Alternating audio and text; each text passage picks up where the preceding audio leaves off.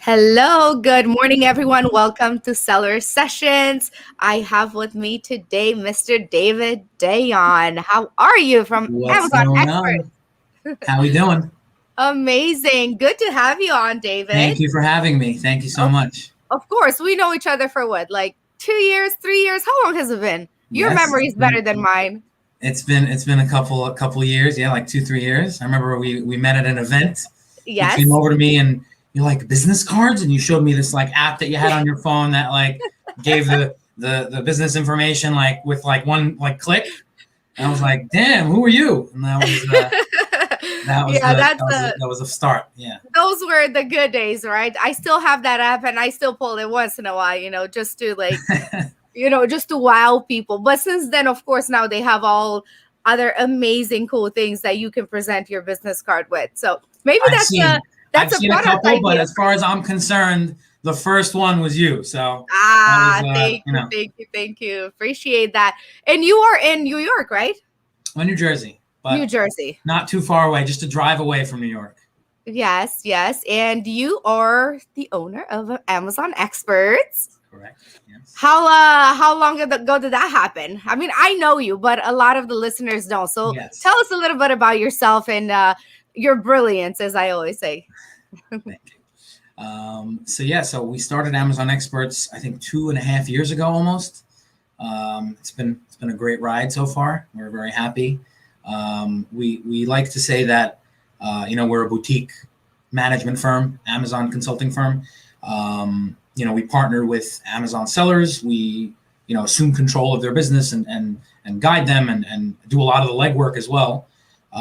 But I guess I have some history working for Amazon agencies, and a lot of them were very big and very like non-boutique, and our model very much aligns with our values and our goals, and that's kind of what sets us aside. We're truly like going after I would say quality partnerships as opposed to quantity, and yeah, I mean we also have a la carte services that we just sell to people to help them optimize their business, increase their Amazon sales, increase their conversions.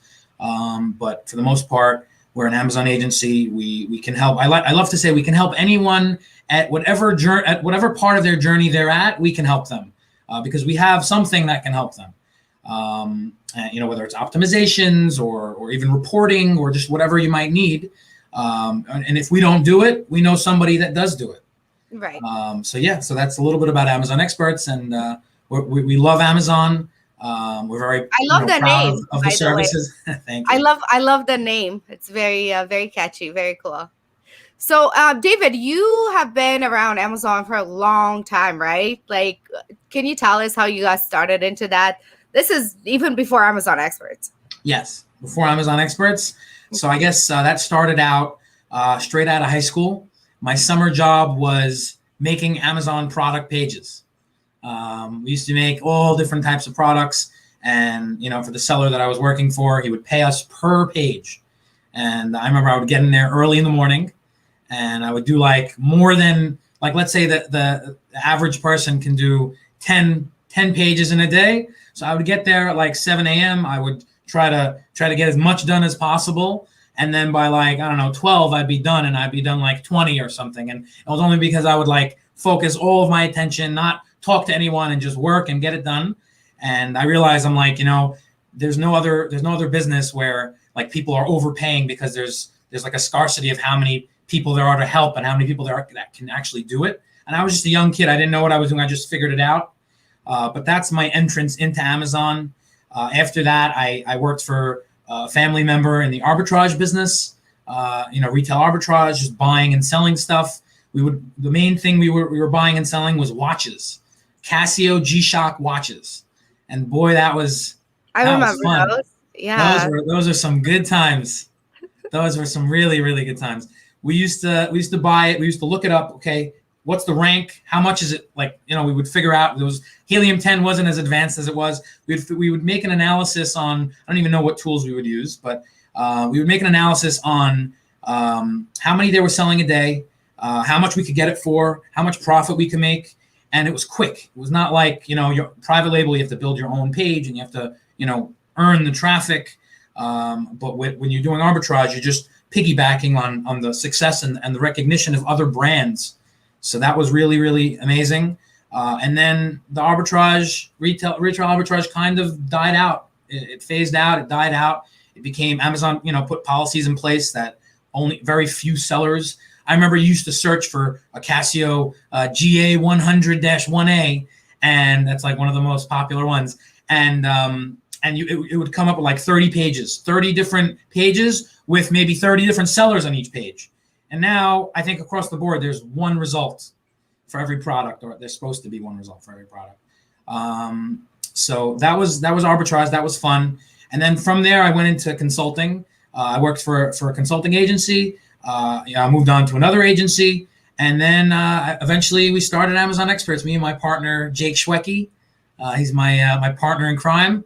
I always say I can't do what I do without my amazing team. But I also got to shout out Jake as well, because he's pretty amazing too. And he helps me, I'm the client end of the management. I talk to the clients, and I make the plans with them. We strategize, and he oversees the team. He makes sure that what we plan actually happens. So you're who's the visionary and who's the implementer? So I guess we're gonna call Jake the implementer, and we're gonna call me the. I've never really called myself a visionary, but sure, I guess so. That's cool. I want to take you back just a little bit, because you said you did this right out of high school. So how did that even happen? Did you even know what Amazon was? Like, and who was the person that brought you on? And was it just like a summer job? Like, what was it? It was just a summer job. And it was towards the end of high school. It was like when most of my friends were like taking jobs at summer camps. Mm-hmm. And it wasn't even like I was like, yeah, I got to enter the workforce. I was just, I don't know. I summer camps wasn't appealing to me. But making money was a family friend who basically just, he started an Amazon business, and he just needed help. He was growing very fast at that time, and he needed help. So the opportunity just kind of landed on my lap, and it was me. And then I actually had to like hire like 3 of my friends, because like they wanted like a lot of people to help them. Mm-hmm. And it was a lot of fun. Like I said, like you can go to the office and just hang out and have fun, and you weren't being paid by the hour. So it wasn't like you're stealing from your employer. You're getting paid per product. So it was like a very fun atmosphere. But so did they give you like a guideline? Okay, this is how you create a listing. These are the things to look for. Like, what was what did you have to do? Like, what was like your first? Yeah, you went to Amazon. You logged on. You clicked on add a product. There was no bulk. There probably was bulk, but we didn't know about it. And we would like fill out the information. Or there was sometimes where we would just the ASIN thing also. We would type in find by ASIN. And a lot of times I think we were finding by ASIN. Sometimes we would get our own unique products that like nobody else had, and we were the first people to make the listing, like actually like build the entire listing from scratch.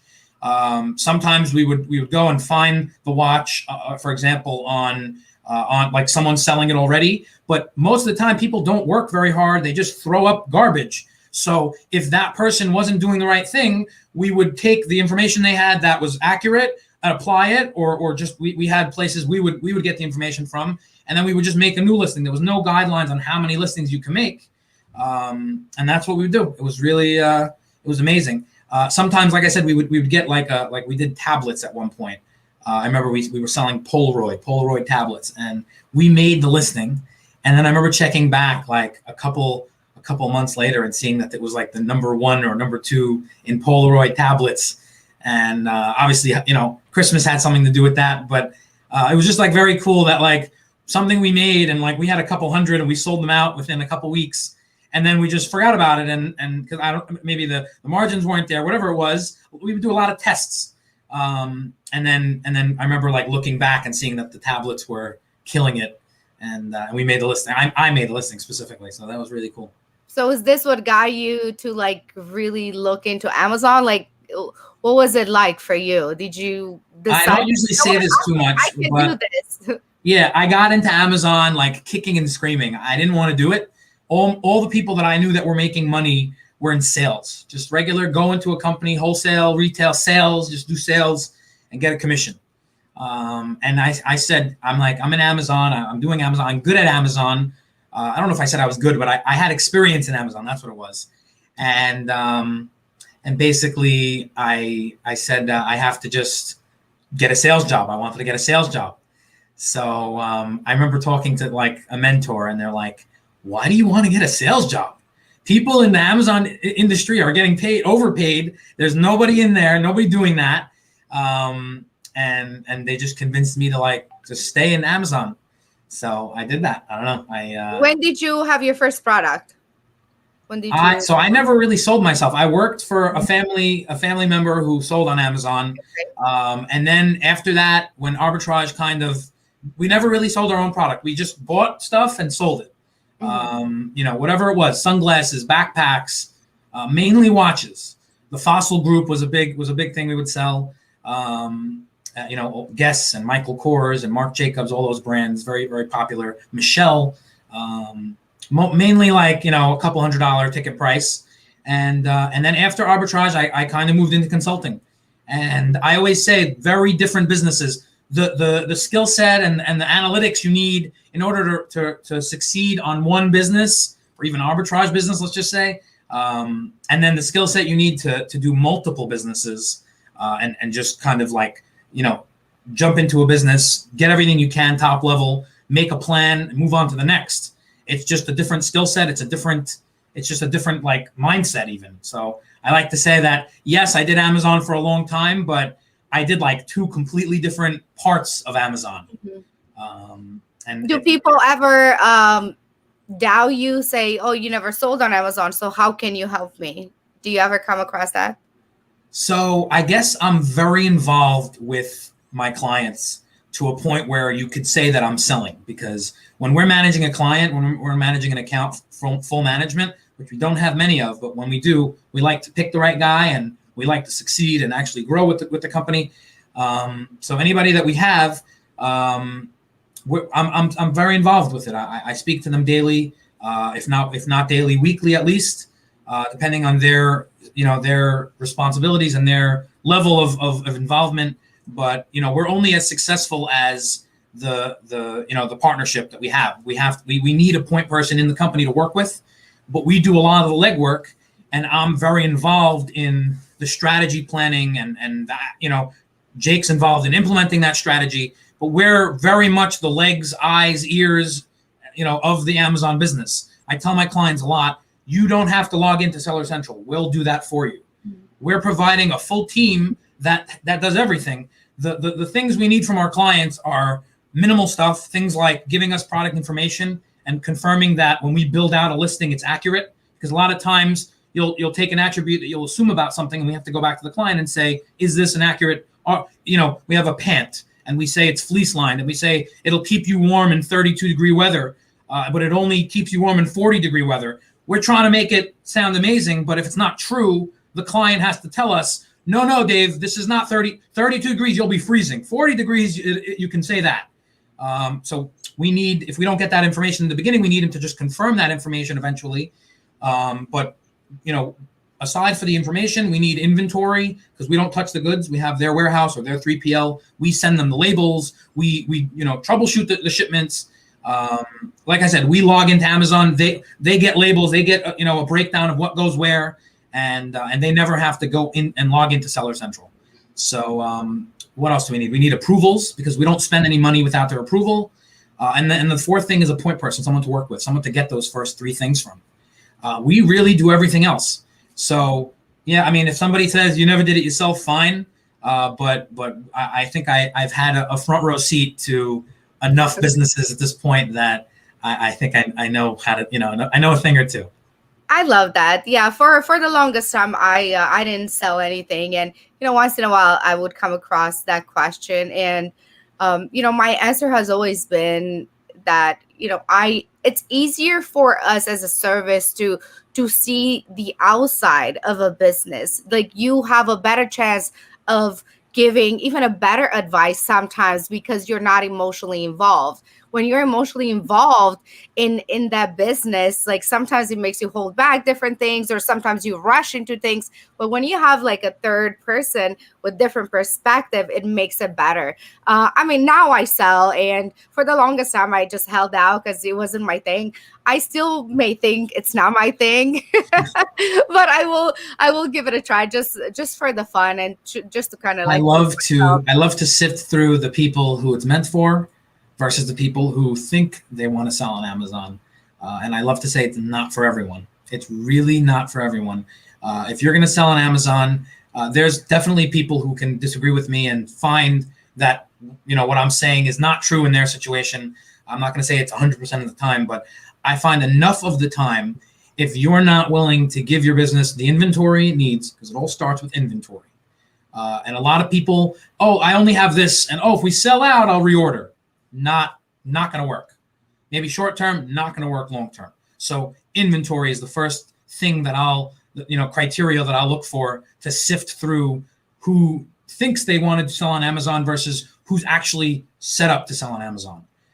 So inventory. The second thing is, I guess, willingness to advertise and market your product. Because if you don't do that, in today's world, the bottom line is you could, again, find success. Sure. You're going to find maybe the most successful people on Amazon are in apparel, for example, is like a Hanes underwear, and they have one image and they have like 3 bullets and they're terrible. So yes, you'll find outliers. You'll find situations where I'm 100% wrong, but it's just enough of the time that when you do the work you need to do to showcase your product and to actually explain why the seller, the buyer should buy it, the customer should buy it. You pay for traffic because it's a pay-to-play game if you want to earn traffic. You pay to rank, with a wonderful service. It's all about doing what you need to do to make it. And then once you have it, you got to keep it, because you're not going to just have it forever. You got to build up that momentum, and you got to do what it takes to build it up. And every category and every product is going to present its own unique set of problems and things you got to overcome. Ultimately, you got to just be in it for the long run. It's a long-term commitment, not short-term. The people that think, yeah, I need to make my money back year one, don't even go into it. That's what I try. I try to steer them away. I try to tell them, if you're expecting to get your money back in a month from now, don't do this. 3 months from now, don't do. You could make it back in 6 months from now, but if you don't put it back in the business, you're chopping your leg off. Mm-hmm. So why would you do that? And I try my hardest to realize when I talk to a client, because I talk to a lot of people about potentially working with them. And honestly, 95% of the people that I talk to, I just tell them, hey, we have a pay-as-you-go menu, a la carte services, use what you want when you want. One of the services we have is our support team, available by the hour, which that is my pride and joy. I don't know many people that have that service. It's not what other people have. If other people have support for Amazon, that's not what we have. We're a premium service for someone who knows Amazon, someone who worked in Amazon and did everything that you can ever think of on the Amazon platform. But more than that, everything that's being done is being overseen by a management team that's making sure that the SOPs are being followed and the protocols that need to be followed are being followed. And I love to tell people who have big companies, people who might say, we don't need you guys. I tell them, what happens when somebody's sick? What happens when somebody's on vacation? What happens when you're dealing with a catastrophe, God forbid, and you just need to get a shipment out? You don't need to use support by the hour every day of the week, every month of the year, but know that it's there. So when you need it and when you fall short for any reason, you can have someone who knows the Amazon platform and can do what you need to do, and carry out whatever task you need to carry out. And that's amazing. And we're very proud of that service. And that's on the a la carte service menu, along with a bunch of optimization services. So yeah, I mean, that's part of what we do. And I mean, if you want to touch a little bit on optimization. Can you tell us, just give us some tips, because I know you're literally obsessed with listings, right? Can you tell us, just give us a few tips, like something that can like maybe not blow us away, but at least like some tips and tricks that we can start using today. I'll give you the exact recipe that we use that we find success with. I'm not even going to hold anything back, because ultimately, as a seller, you can go and do it yourself. You can find a designer and you can implement everything we do. But ultimately, if you're not doing it right and you're not showcasing the product the best possible way, you're just not doing the right job. I could even, it might take me a minute to pull it up, but I could even show you, like, a couple of my clients are very happy for the exposure. So I can share my screen and show you an exact listing that we've optimized if you want. But for now, I'm just going to go through it, and then you'll decide whether you want me to show you an example. So when we optimize a listing, I'm going to start with the images, because copy and SEO, there's a lot of opinions out there. Ultimately, we utilize a very good copywriter for SEO, and then we do some Helium 10 optimization with keywords.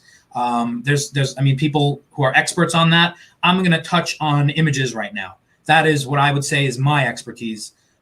So as far as image optimization goes, and that's just a fancy way to say, we're going to take every image slot you have, and we're going to give you the best possible image that will help you sell your product. So we typically have 7 image slots.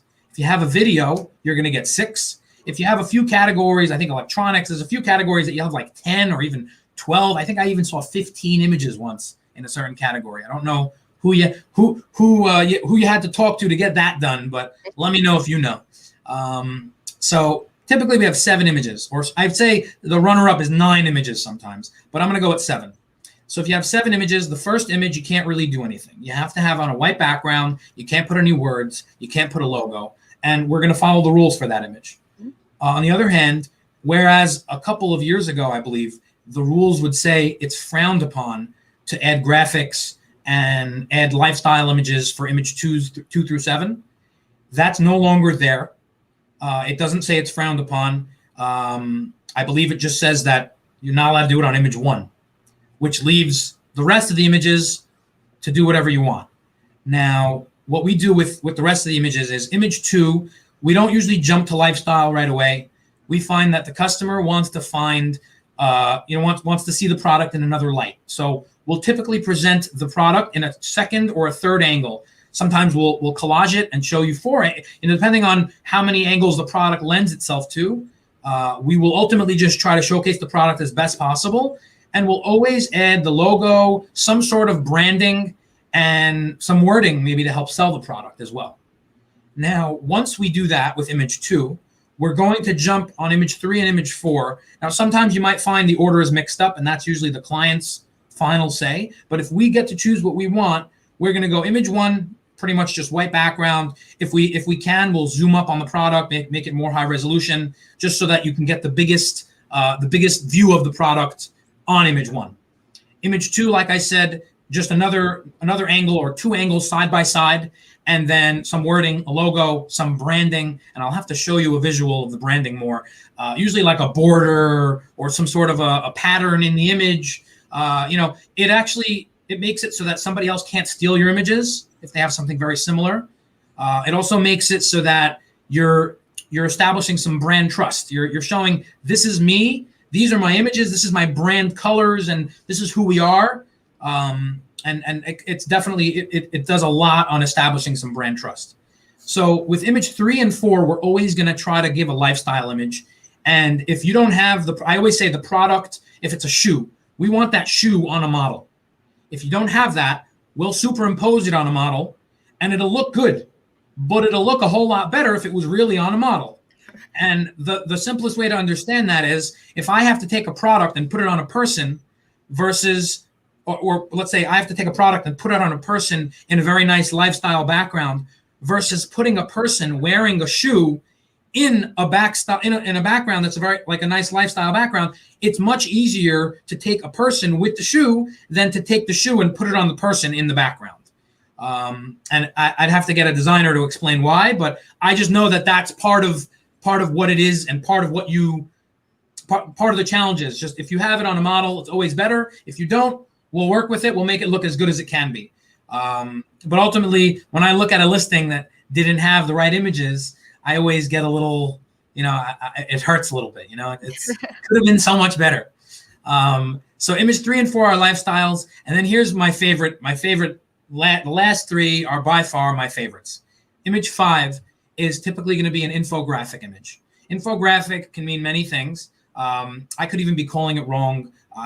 Call out image, infographic image, whatever. It's basically just an image that uses the graphic design to highlight the selling points of the product. So a lot of times it'll be like zooming up to certain things. Let's say it's a pant and you have a zipper closure. You might be zooming up and showing that it's an easy zipper closure. Let's say you have 5 pockets. You might be zooming up to the 5 pocket and say, call out, it has 5 pockets. People want to know that when they're shopping for the product. They can't hold the product in their hand. They can't check it out. So they want you to dedicate some sort of real estate towards educating them. My favorite thing to tell a customer to do: go to your comments and put that into a question that they ask. Answer in your call out image. That's nothing new. People always say, use the questions in the comments to optimize your listing, but optimize it into the actual image and use that as a selling point. Whereas somebody else didn't buy it because he wasn't sure, or bought it, maybe assumed the wrong information and returned it angrily. Now that negative turns something else into a positive. So image 5 is going to be a call out image.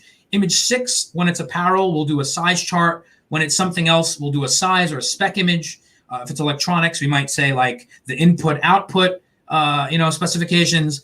And then finally, by far my most favorite image is image 7, which we typically utilize as a brand image. Now, this image does not have the product in it. I'm going to stay with that shoe example. If it's a shoe, we wouldn't want to show the shoe again. We showed the shoe in a bunch of different styles, a bunch of different things. Right now, this is an image dedicated to who you are as a brand. So what we're going to do is, one of my favorite examples, we're selling a bunch of, we have a boot, right? We're selling a modern Western cowboy boot. So the image that we use on image 7 is basically a bunch of like girls sitting on ledges. You can see like the bottom of their feet. Each of them are wearing a different color boot. We don't even sell those boots, but we sell a bunch of boots like that or similar to that, or same colors. It's not about that. It's a stock image. It's showing who you are as a brand. It's showing we have boots, and then it says a little about us. We have this, we have that. Obviously, you might go on just to counter my strategy. You might say it might misrepresent, but at the same time, like if somebody would say that to me, I'd say, all right, fine. So blur out the image. You could just blur it out so you can't even see what the actual pattern of the boot is. The idea is it's just a bunch of girls hanging out with boots on, and you need boots. We got boots. Like it's very simple. It's like it's not selling the product. It's selling the brand. Ultimately, you said you have an example of this. Do you want to show us? You want to see a boot, or you want to see electronic? No, yeah, just show us a listing. Show us whatever you want. You make it sound so interesting, so I kind of want to see. Okay, you got it. And Ivo says he has 2 G-Shocks, referring back to when you were talking about the Casios. And Amar said, "Hey, David and Isabella, what's going on?" Okay, so here we go. Are you able to share? I am able to share. I'm going to share my screen now.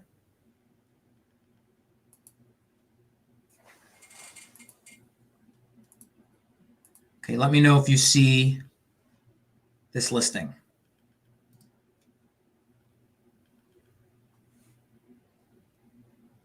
Okay.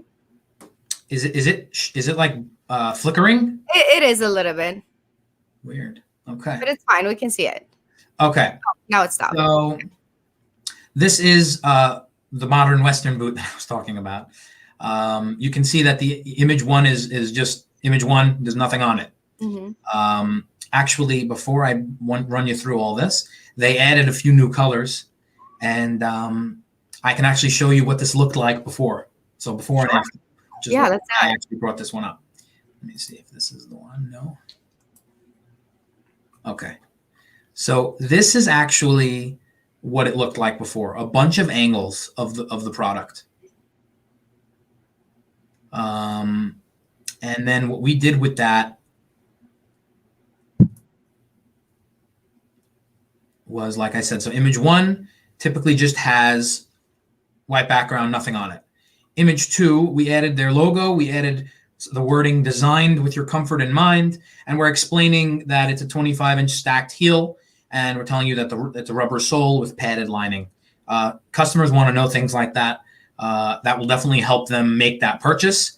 And then, like I explained, you're showing it in the other version. When I showed you the before, they gave one image to showcase the product like this, one to show it like this, one to show. We don't need to do that. You can just put them all in one image, and it looks great. And you're showing what you need to show for the product. So after that, I want to mention that this product was not photographed on a model. That being said, if you take a look at this listing here, I personally can see the flaws, but I think it looks pretty good too. I like this big one. I might have to get me a pair. They're so cute. I might be able to hook you up with one, so don't order it just yet. Okay. And obviously the idea is that when you go to the other colorway, and a lot of people will optimize, but they won't go this last. Like, if you're doing it, do it right. Right. Every image we had when we did this, we made a version, this model wearing every color. So whatever color you go to, they're going to be. And again, when you flip through them, you might be able to even notice that it's kind of photoshopped. But again, the customer, when they're first looking at it, if they're not like examining it, it does the job. It shows them what this looks like on. It gives them an idea of an outfit they can use this with. Those are things that, I feel like relate to the customer. This image also, I think it's a little more flawed than the first one, but this is just me. I've looked at this listing so much. I feel like I'm a perfectionist. I always want it to be as perfect as possible. Ultimately, if we can get this on a model, I'll be the happiest person in the world. But this is what we got. This is, again, one of my favorite images of all of any infograph, any call out image. And we didn't do the traditional, zoom up with circles. We made like these nice little arrows. Again, notice that every image has this nice theme, this pattern. That ultimately the company's free to put that on their website and do whatever they want with this. They own this. Here's another one. So we didn't use this for a size chart. We just used this to show at that time when we optimized these were the 10 colors they had. Any of the colors that were added were added afterwards. And then they don't even have the brand image. Oh my gosh, because they uploaded a video. Sorry. It's auto playing. I need to get you, now that I told you about the brand image, I feel like I need to show that to you. Hold on a second. I'm going to show you one more listing as well if you want to see. I'll show you an iconic product. Hold on.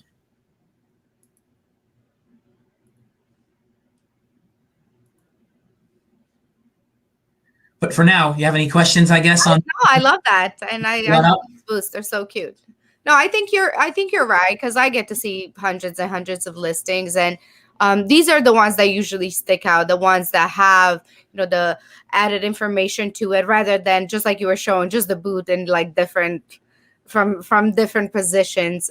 So I think that really catches the eye. And just like you mentioned, just having pictures is so amazing. Having quality pictures, quality images, it's more important than really anything at this point. I always say, people always look first and then read second. So having those images really, really optimized, it makes a world of difference. Like, a lot of people don't even understand that, because they think, oh, my product is already so amazing, I'm already on page one, but there's no no really conversion there. So it's good to see that you guys are taking the necessary steps to really come up with the perfect images and give sellers the right information, because there's a lot of misinformation out there.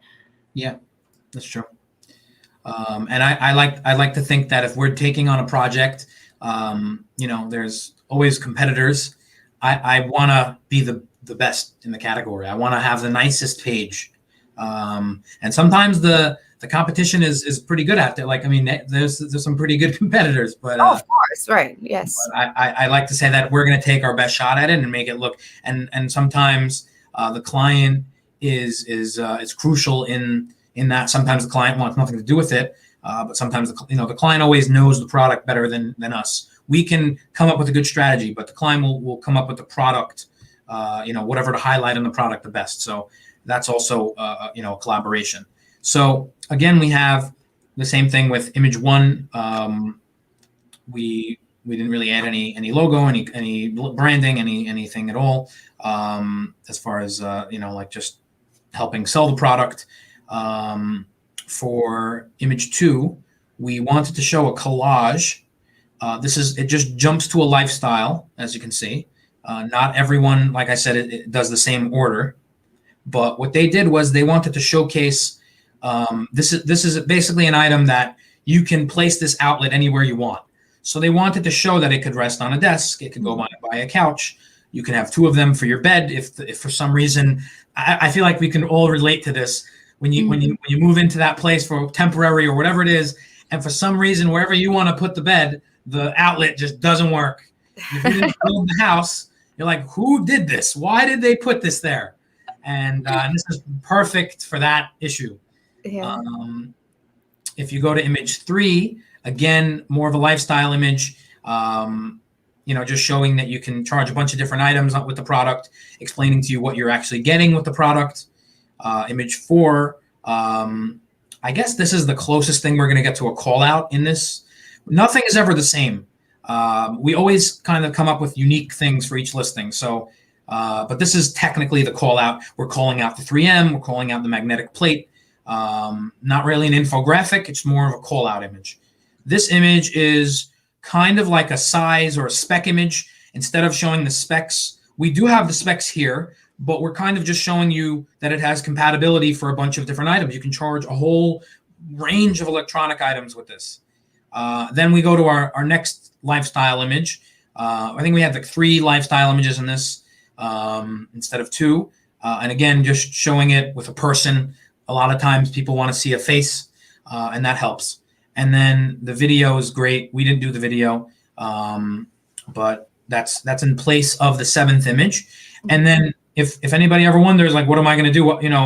If I upload a video instead of a 7th image, this is the 7th image. We cut it and just put it into the EBC, but we were able to repurpose it and put it into the enhanced brand content, A+ content, just to make it feel a little different. It's always going to be a little different, but it's always going to feel the same. This is new, just showing you all the different colors we have. On the actual listing, we were thinking about doing that with this. We ended up going with universal compatibility, and we ended up showing that you can, choose from a whole bunch of different products and just put that in the EBC because, again, a lot of people don't know that EBC exists, but for the people that do, that will. I think it's growing too. I think more and more people know about the page, underneath of the page. Nobody knows what it's called, but people know. I'm talking about the general consumer. All sellers, obviously, or most sellers know what it is. But so when this client came to you before, did they have already the listing, or you created everything for them, the images? So I love showing this because they actually. It's a very, very competitive product. So it is very competitive, and it's a great brand. They had a pretty successful listing. And honestly, before we took on this project, I wasn't sure whether we could take it on. They had great images to start. They had like really, really rating on a scale of 1 to 10, they were an 8 maybe or a 7. And we took them, I think, to a 10. I think, and you guys be the judge of that, I guess. But the point is, it's obviously. We always try to look at the listing and say, can we help here? And I was on the verge of saying, I don't know. We ended up changing everything and showing things very differently than what it was originally. And I believe the listing paid off because of that. I think that it went up in sales and rank and everything. So I think that what we did paid off, but at the same time, it was great before. It was unique, like a unique situation where we didn't get the product and it looked like a train wreck. It looked very good, above average, and we tried to make it look even better, which I believe we did. But I guess other people will have to. And they were able to see results right away, just from changing the images. I don't have access to their sales, but I track with the regular tracking, and I did see things, I did see things kind of get a little better as I far as love rank that goes. because it's so important to understand. Like, even if you think you already have like amazing images, you don't really know until you make a change. Which in some cases, what sometimes it goes down because the images weren't as good as the previous one. So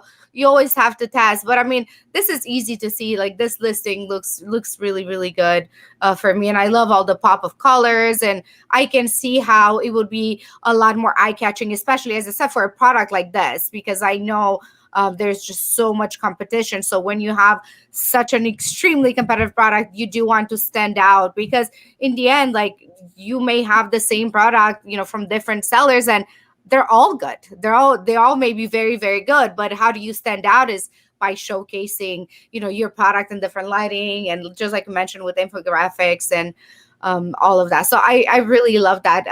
Let me get some questions here. So Amar is asking, what are your thoughts on a product where there's high competition? One of my clients wants to launch. Can you guide me a bit? Okay. I that's a very good question, because there's kind of there's no real answer, unfortunately. You have to check every single product is unique. What I'll tell you to answer that is, when I see competition, it could be one of two things. It could be, hey, there's a lot of competitors out there, so I shouldn't sell this because they'll squash me. Or you could say, hey, there's a lot of competitors out there, so clearly, and if they're doing well, clearly there's a lot of audience out there too. Mm-hmm. So that's one side of the coin. Then when you say, hey, there's no competitors out there, you can say, hey, again, there's no competitors out there, so it's a white space, and I can go kill it. I can go be the guy. But again, you can say, but what if nobody's looking for that product? So I think I'm going to lean towards, if you can see a route to performing and optimizing your listing to be the best in your category, and you think that you can outperform the guys who you're competing with potentially, then do it.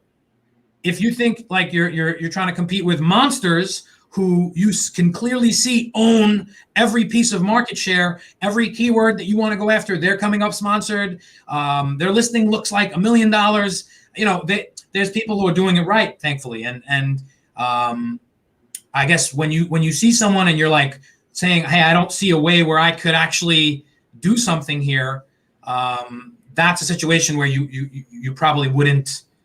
I don't know. You probably wouldn't do it. I personally think you need to look at every situation unique. Every category has competitors and or a lack of competitors. And ultimately, I'm going to lean towards, if you have high competition, if you think you could have the nicest listing in the category, and you think you could compete and go after big keywords that will get you a lot of the market share, then you can do it. You have a route of getting it done. And as far as guiding, we can do the optimizations, of course. We can put you in touch with great people who can rank you and do PPC. Isabella does wonderful work, and we definitely like, put it this way. Let's say you have mediocre imagery, and we'll always be honest. We'll tell you might need a photo shoot. If we don't do photo shoots, but anything we don't do, we know people that do it. So yes, we can definitely. I'm happy to guide anybody. Especially if there's a potential of doing some business. What else is this? Yes. Yeah, Amar came and says sales are good. The top seller selling more than 4,000 units per month, but the thing is, competitors are having more than 3,000 reviews, and this is always the issue when somebody comes out with a product that's super competitive. You will see all these people, all these sellers who already have thousands and thousands of reviews. But I don't think it's a reason to not go into that niche, into that space, because you will eventually get to have a lot of reviews as well. You can expect to launch today and have 1,000 reviews tomorrow. It's not even possible to do that. It used to be a few years ago where you would launch a product and get a bunch of reviews, but right now with Amazon, they're just so strict when it comes to reviews. So, but don't fret, just because they have 3,000 reviews, that doesn't mean that you're not going to be able to sell. I always say, if you are able to rank and get to page 1, even 20, 30 reviews, it will be amazing. So yeah, is it and better there's to have people, I 3,000? would say that there's people out there who don't want to buy. They see thousands of reviews and they go, they bought those reviews. They don't want to buy. They'd rather buy from someone with a high star rating with less reviews. And then I'm also going to say that Amazon's algorithm, in my opinion, helps the new guy. So even if you have a guy with 3,000 reviews, yes, you might, feel a little, I guess when you're going up against someone with thousands of reviews, you feel like you're the smaller guy. But I would say don't worry about that. Here's a question, Amar.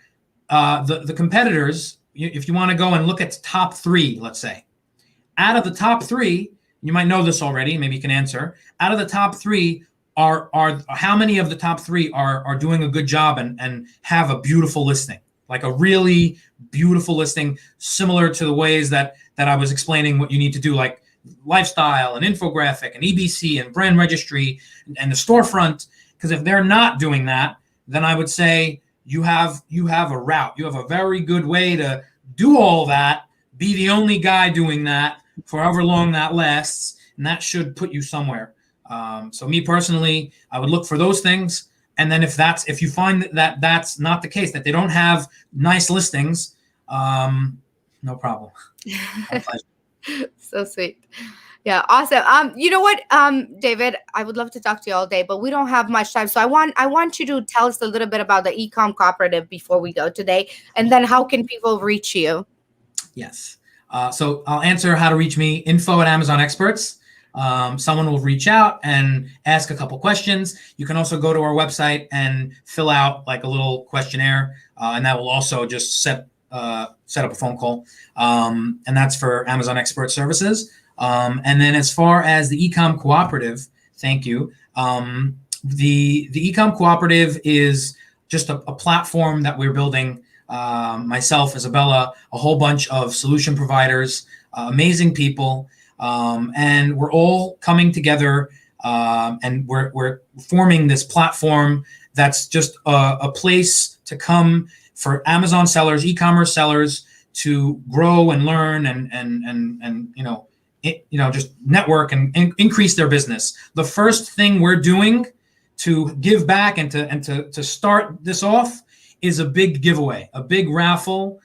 Everybody involved.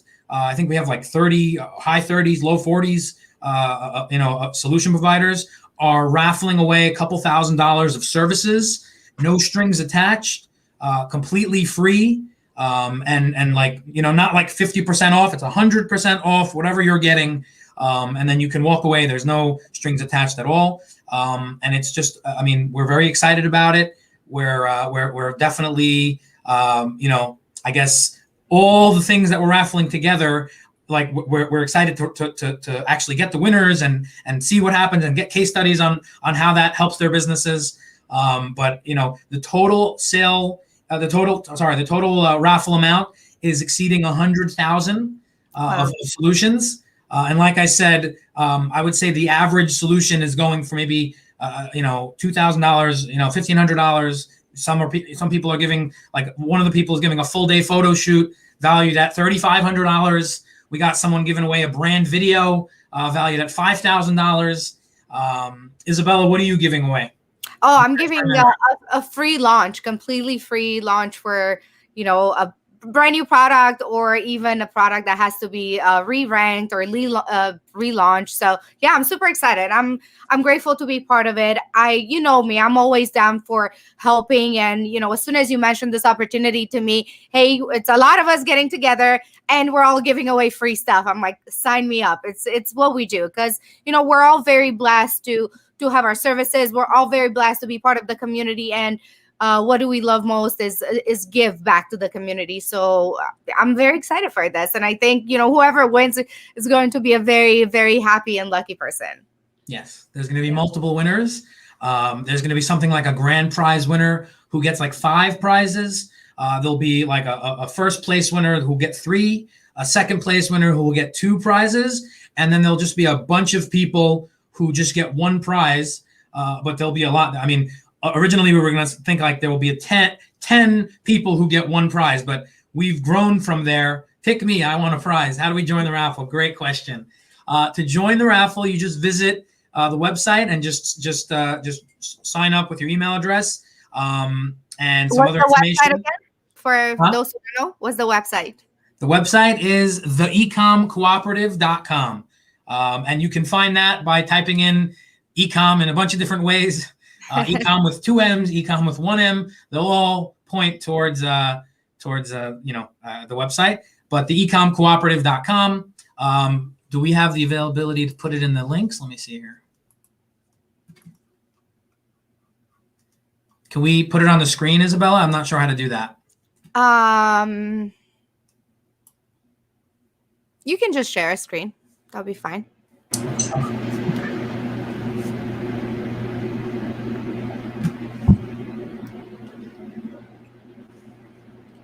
Okay, so let me share my screen here.